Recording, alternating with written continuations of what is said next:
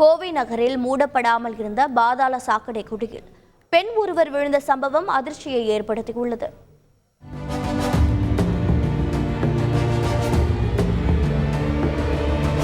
கோவை மாநகரின் மையப்பகுதியில் அமைந்துள்ள காந்திபுரம் 100 அடி சாலையில்தான் இந்த சம்பவம் நடந்துள்ளது. வணிக வளாகங்கள் அதிகம் நிறைந்து உள்ள இந்த சாலையில் எப்போதும் மக்கள் நடமாட்டத்தை காண முடியும். அந்த சாலையின் நடைபாதையில் இருந்த பாதாள சாக்கடை குழிகளை கடந்த சில தினங்களுக்கு முன் தூர்வாருவதற்காக திறந்த மாநகராட்சி ஊழியர்கள் பணிகளை முடித்துவிட்டு அவற்றை மூடாமல் அப்படியே விட்டு சென்று விட்டனர்.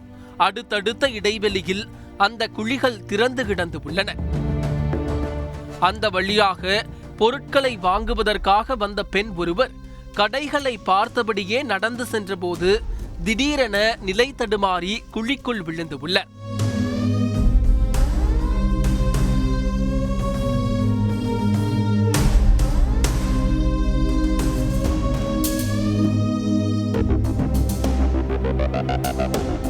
வலியால் அலறி துடித்த அவரின் குரல் கேட்டு அக்கம் பக்கத்தில் இருந்தவர்கள் ஓடி வந்து அந்த பெண்ணை குழியில் இருந்து வெளியே மீட்டனர்.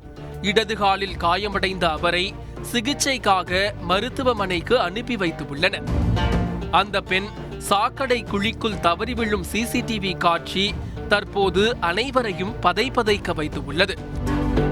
மாநகராட்சி அதிகாரிகள் மற்றும் ஊழியர்களின் அலட்சிய போக்கு ஒரு பெண்ணின் அன்றாட வாழ்க்கையை பாதித்து உள்ளது.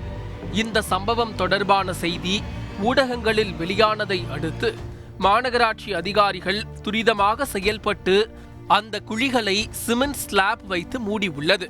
ஆனால் மாநகரின் பல்வேறு இடங்களில் மாநகராட்சி அதிகாரிகள் மற்றும் ஊழியர்களின் தொடர் அலட்சிய போக்கால் சாக்கடை குழிகள் மூடப்படாமலும் சுகாதார பணிகள் சரிவர மேற்கொள்ளப்படாமலும் பொதுமக்கள் பாதிக்கப்படுவதாக பொதுமக்கள் குற்றம் சாட்டுகின்றனர். அடுத்த பாதாள சாக்கடை விபத்து ஏற்படும் முன் அனைத்து நகரின் வேறு பகுதிகளில் உள்ள குழிகளையும் மூட வேண்டும் என்பதே அனைவரின் எதிர்பார்ப்பாக உள்ளது. செய்திகளை உடனுக்குடன் தெரிந்து கொள்ள உடனே சப்ஸ்கிரைப் பண்ணுங்க.